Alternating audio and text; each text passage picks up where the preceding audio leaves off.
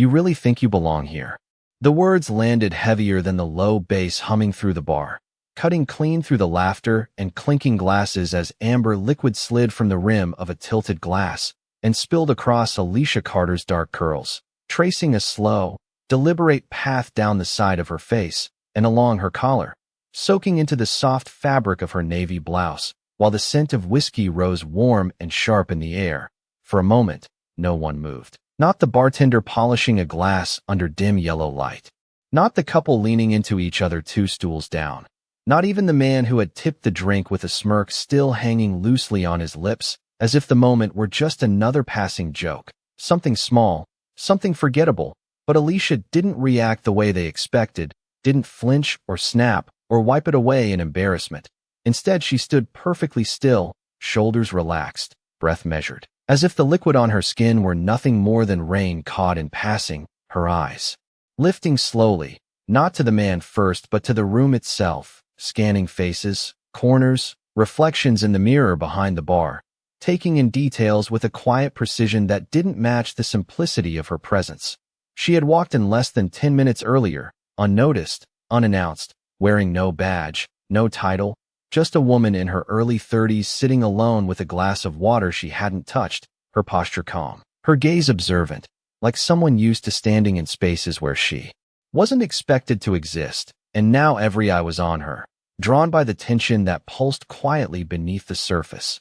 Officer Ryan Blake adjusted his stance, confidence settling back into his shoulders as a few chuckles rippled behind him, the kind of laughter that fed on assumption, on the belief that power was something you wore openly, something stitched into a uniform or carried in a tone of voice. And to him, she was just another stranger out of place, someone easy to dismiss, easy to diminish. "Didn't mean to ruin your night," he added casually, though his tone suggested otherwise, his hand resting loosely against the bar as he leaned in just enough to invade her space without touching her, the overhead lights catching the faint glint of his badge clipped at his belt. Alicia finally moved then, but only slightly, her fingers brushing against the damp fabric near her shoulder, not wiping, just acknowledging, before her gaze shifted to him fully for the first time, steady and unreadable, not angry, not shaken, just present in a way that made the air feel thinner. And when she spoke, her voice was quiet, even, carrying no trace of the heat the room expected. "That wasn't necessary," she said, each word measured, landing without force yet refusing to disappear, and something about the calmness in her tone created a subtle shift, barely noticeable, like the first drop in pressure before a storm. Ryan let out a short laugh, shaking his head as if amused by her composure, as if calmness itself were something to mock. "Relax," he replied, straightening up. "Just having a little fun." But Alicia didn't respond right away, her silence stretching just long enough to become noticeable, her eyes holding his not with challenge, not with submission, but with a quiet certainty that didn't belong to someone who had just been dismissed. And for the briefest second, something flickered across his expression, not recognition, not yet, but uncertainty, the kind that creeps in when something doesn't fit the story you've already decided is true. And still, she said nothing more, just stood there under the soft glow of bar lights, whiskey drying slowly against her skin, as if waiting, not for an apology, not for approval, but for something else entirely to arrive. The laughter did not fade right away. It lingered in the air like a thin layer of smoke, drifting between tables and clinging to the edges of the moment.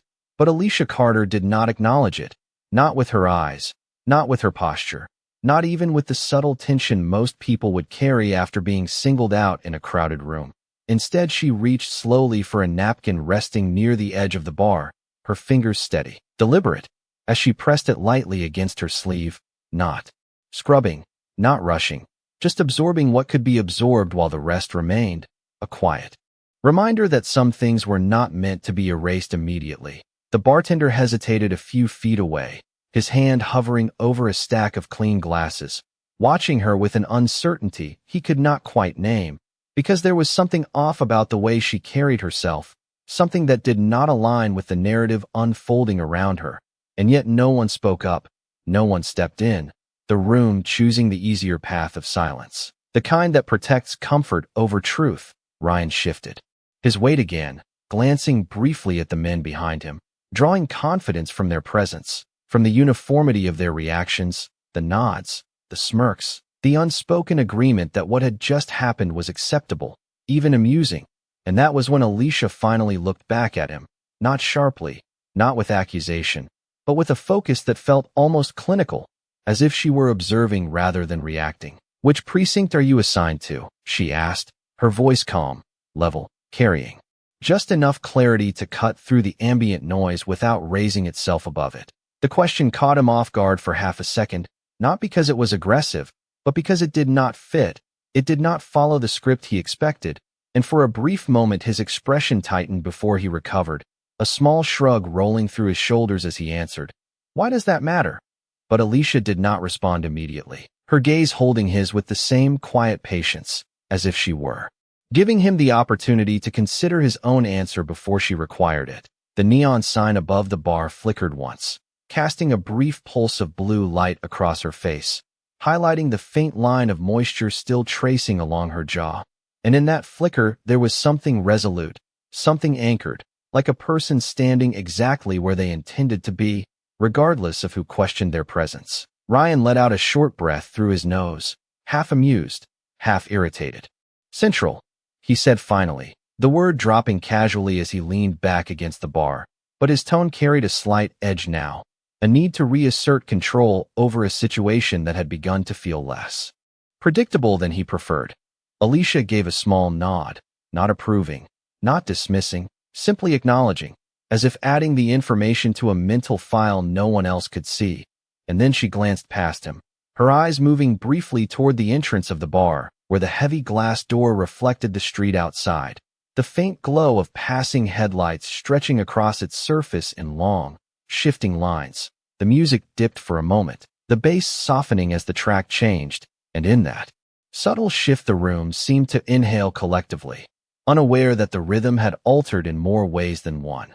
Alicia's hand lowered from her sleeve, the napkin now damp and folded neatly between her fingers, and she placed it on the bar with a quiet precision before resting her palm lightly against the polished wood, grounding herself not in reaction, but in presence. And when she looked back at Ryan again, there was no anger in her eyes, no visible trace of humiliation, only a steady awareness that seemed to expand beyond the moment itself, as if she were already seeing what came next while everyone else remained fixed in what had just happened. Ryan noticed it then, not in a single clear moment, but in fragments that did not quite fit together. The way Alicia Carter stood without shifting her weight, the way her eyes did not dart or avoid, the way her breathing remained steady even as the room around her adjusted to the tension she had not escalated but had also not diffused, and it unsettled him more than any raised voice could have. He tapped his fingers lightly against the edge of the bar, a small habit he did not realize he had.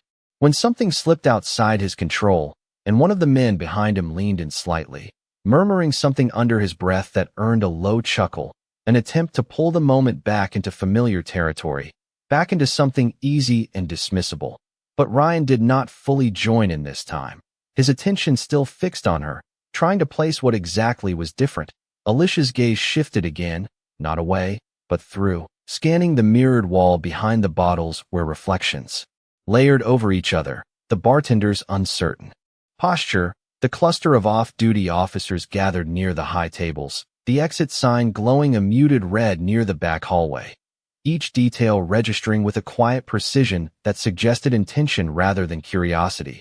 She reached for her glass of water then, lifting it with a controlled motion, the condensation leaving a faint ring on the polished wood as she brought it to her lips, taking a small sip, unhurried, as if time itself had slowed around her while the rest of the room tried to catch up. Ryan exhaled again, longer this time, forcing a grin that did not quite settle into place. "You always this serious?" he asked, his tone lighter, attempting to reframe the interaction, to make her composure seem excessive rather than deliberate. But Alicia lowered the glass without answering right away, her fingers resting along its side as she considered him for a brief second that stretched just enough to feel intentional. "Only when it matters," she said finally, her voice still quiet, yet carrying a weight that made the words linger longer than expected. The music shifted again, a slower track replacing the previous one, the bass softer, the rhythm less intrusive. And in that subtle change, the atmosphere of the bar seemed to tilt, the laughter thinning out, conversations lowering just a notch, as if something beneath the surface had begun to ripple outward. Ryan's jaw tightened slightly, not enough for most to notice, but enough to signal that the exchange was no longer entirely in his control, and he straightened his posture, adjusting his stance as if the uniform alone could reinforce the authority he was accustomed to relying on. "Look," he said, gesturing loosely toward the bar. "If you are uncomfortable, you can just move to another seat." The suggestion framed as casual, but carrying an underlying assumption that the space belonged to him more than it did to her. Alicia's eyes flicked briefly to the empty stools a few feet away, then back to him, and she shook her head once, a small, definitive motion. "I am exactly where I need to be," she replied, and there was no challenge in her tone, no defiance, just a simple statement of fact that landed with a quiet finality. Behind him, one of the other officers shifted, the movement subtle but noticeable, as if the certainty in her voice had reached further than intended, and Ryan caught it out of the corner of his eye, the shift in his group's energy, the slight hesitation that had not been there moments ago. He turned back to Alicia, searching for something in her expression that would restore the imbalance he expected, but found nothing that fit. No apology, no fear, no attempt to de-escalate in the way he anticipated, only that same steady presence, anchored and unmoved. And for the first time since the drink had been poured, the situation felt less like a joke and more like something unresolved, something waiting, not for escalation, but for a conclusion that had not yet revealed itself. The air in the bar shifted in a way that no one could quite explain, not loud, not sudden, but noticeable enough that conversations began to trail off mid-sentence and glances started to linger a second longer than before, as if something unseen had entered the room and quietly rearranged the balance. Alicia Carter did not move from her place at the bar, her hand still resting lightly against the polished surface, her posture unchanged, but there was a subtle tightening in the way she held her shoulders now, not tension, but readiness, the kind that comes from someone who has already made a decision long before anyone else realizes a choice exists.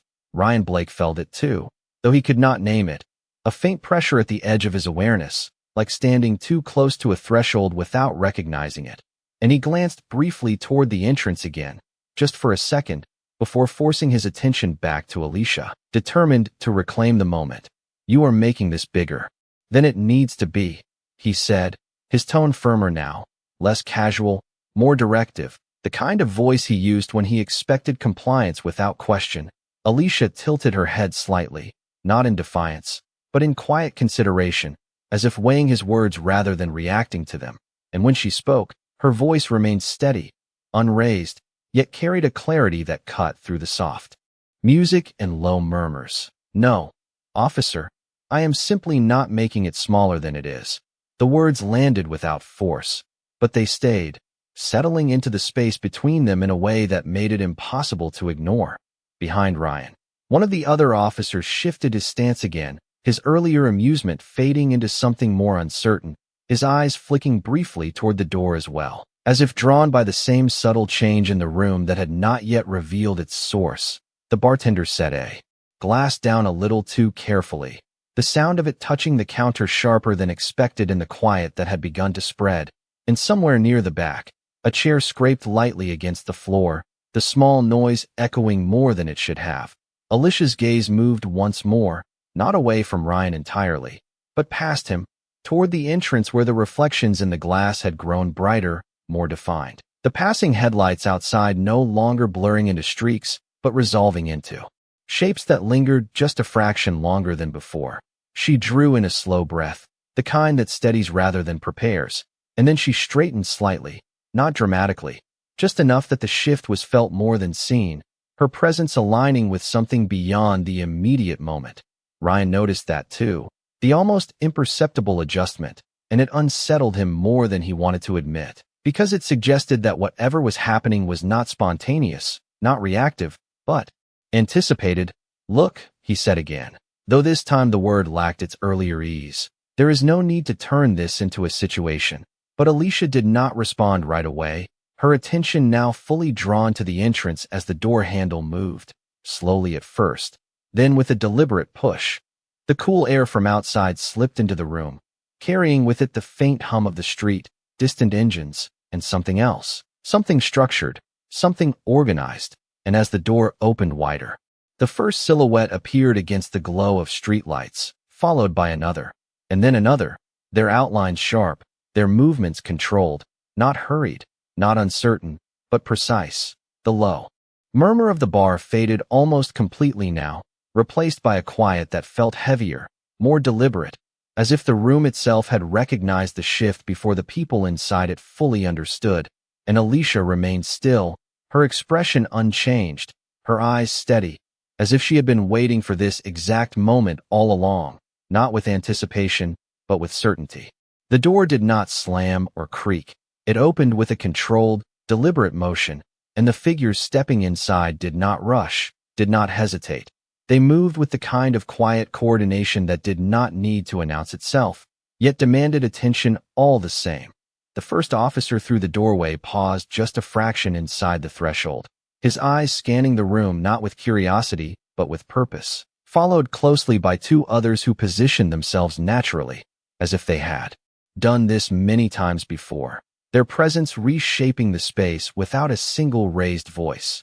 The faint blue and red reflections from a parked patrol car outside stretched across the polished floor, catching the edges of glassware and casting shifting colors along the walls.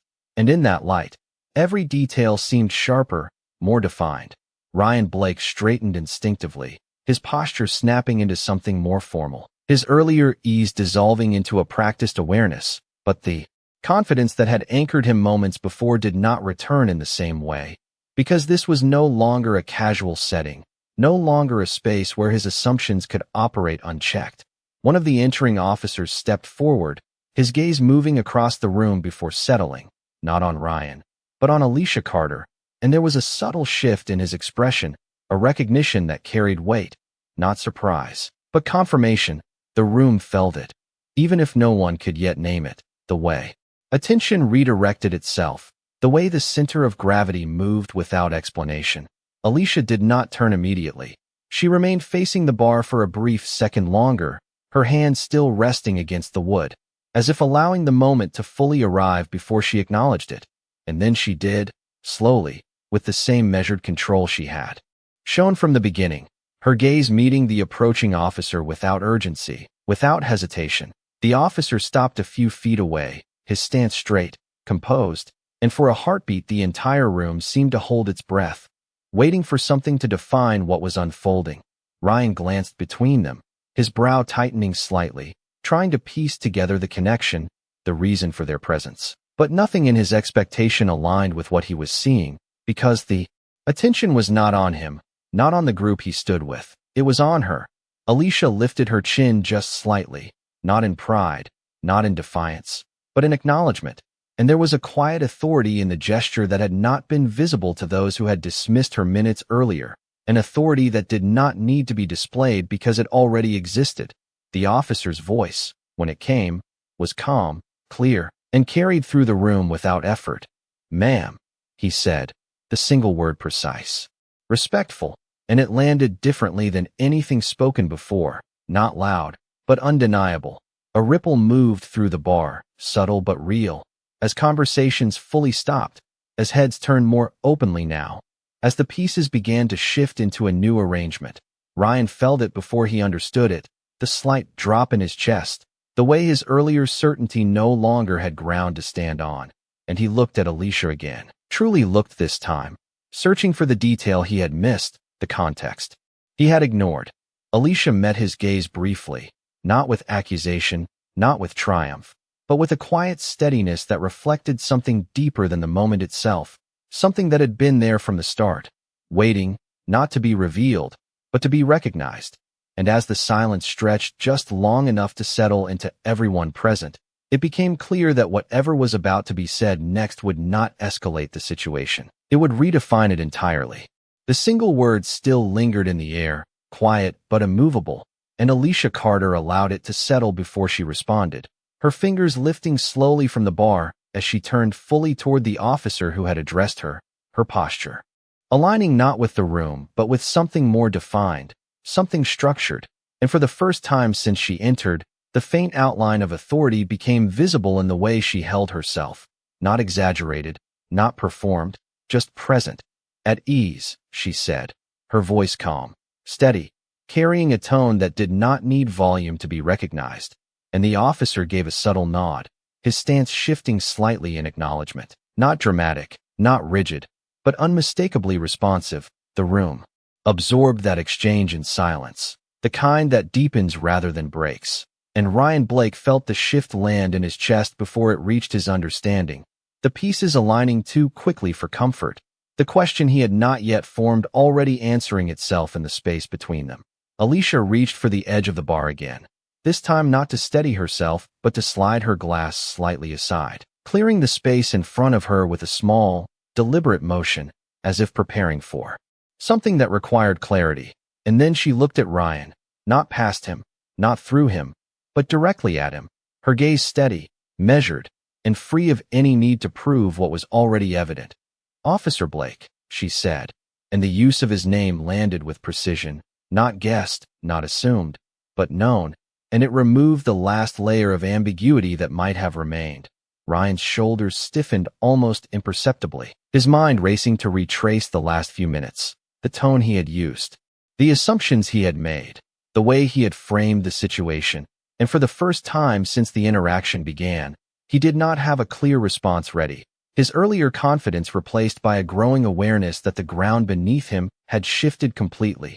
Alicia did not raise her voice, did not step closer, did not change her expression, but the weight of her presence increased, not through force, but through clarity, the kind that leaves no room for misinterpretation.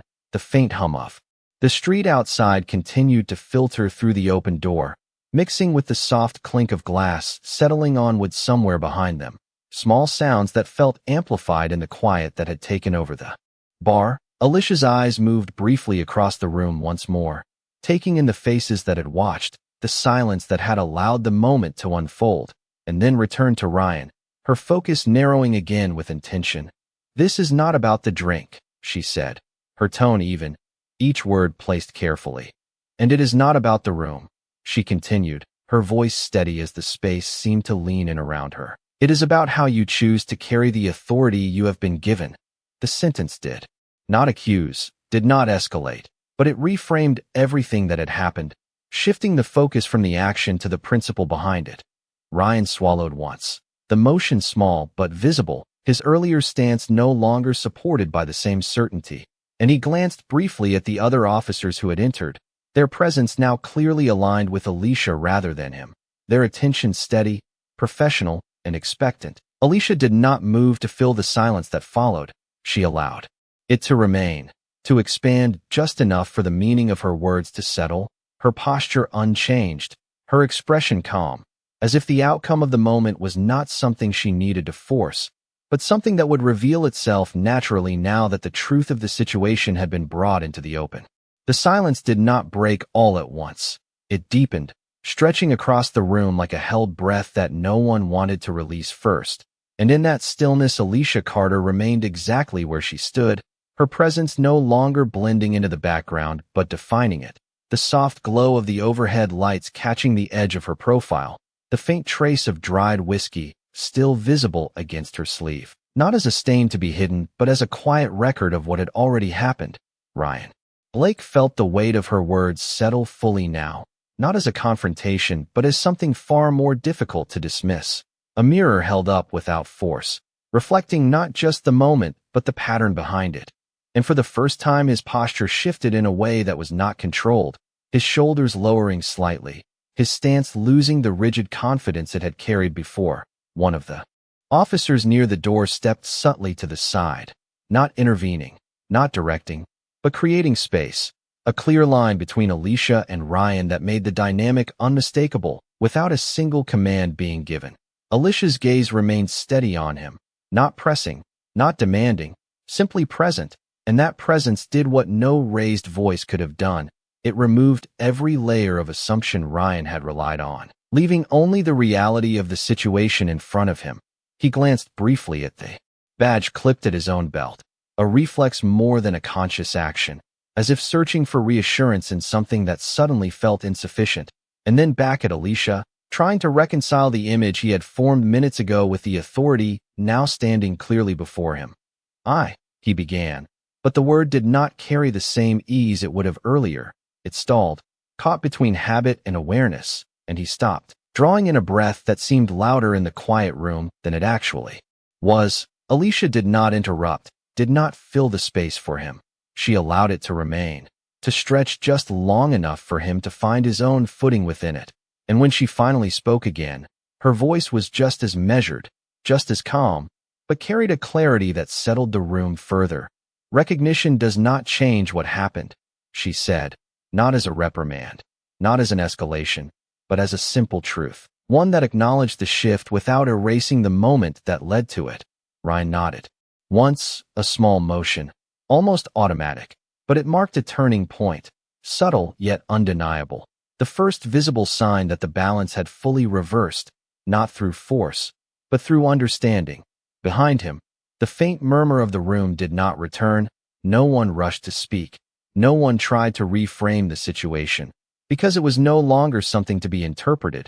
It had become something to be witnessed. Alicia's eyes softened just slightly, not in forgiveness, not yet, but in acknowledgement of the shift she could see forming, and she took a single step back from the bar, not retreating, but creating space, allowing the moment to settle into something complete. The faint sound of traffic outside filtered in again, steady, indifferent, a reminder that the world beyond the room continued unchanged, even as everything inside it had been quietly redefined. And as Alicia stood there, composed and unwavering, it became clear that the power in the room had never truly been taken from her. It had simply been unrecognized until now.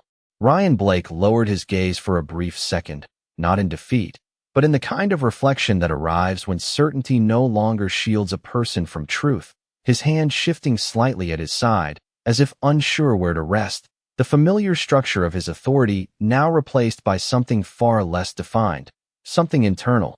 The room remained quiet, but it was no longer tense in the same way, the sharp edge of confrontation having dissolved into something heavier, something more deliberate.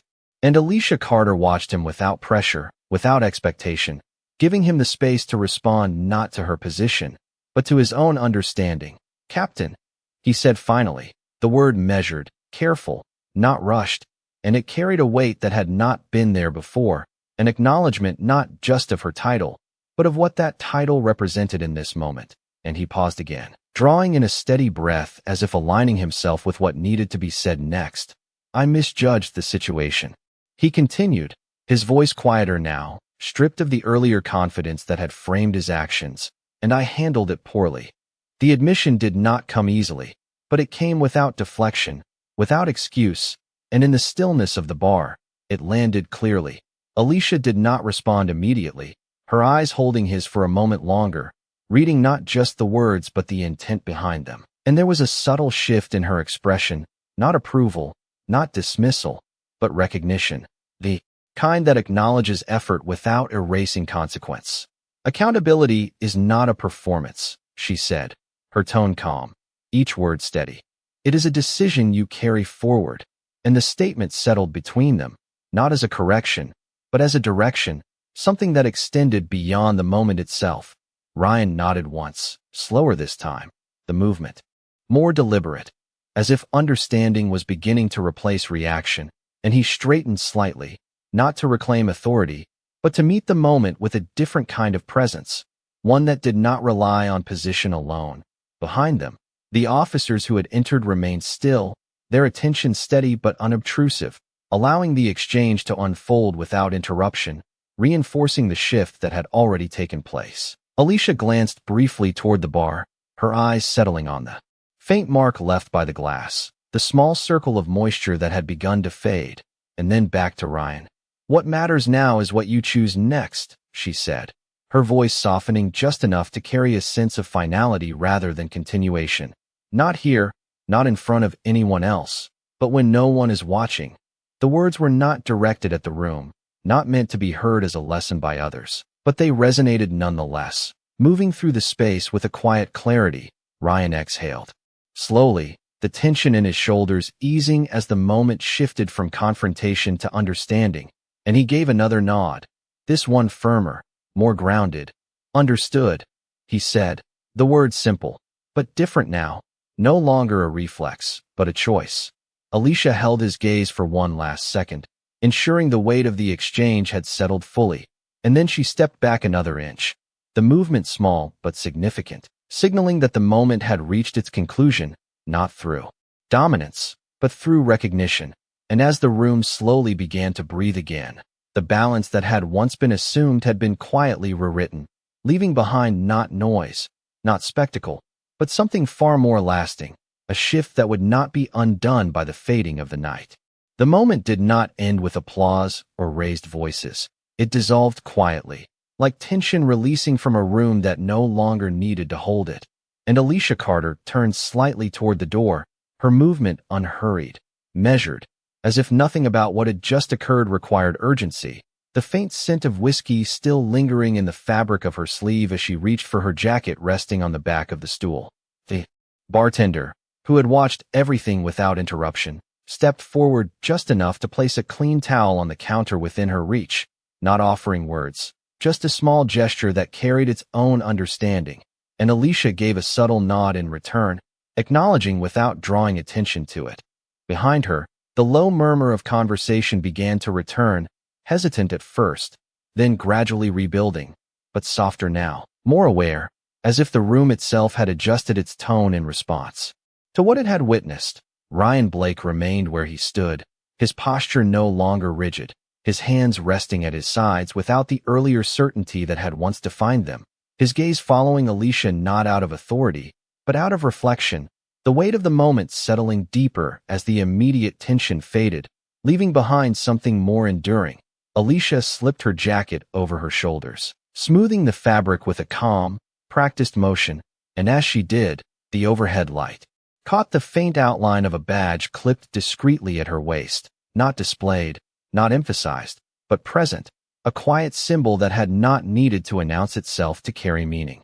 She walked toward the door then, each step steady against the polished floor, the sound soft but distinct in the lingering quiet, and as she reached the threshold, the cool night air brushed against her face, carrying with it the distant hum of the city, engines passing, voices somewhere down the block, the world continuing without pause.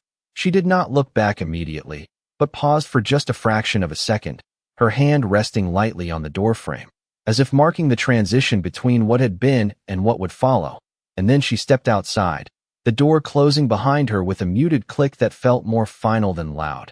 Inside, Ryan exhaled slowly, a breath he had not realized he was holding, and he glanced once more at the space she had occupied, the faint ring left by her glass now barely visible as it dried, a small detail that remained as a quiet reminder of the shift that had taken place.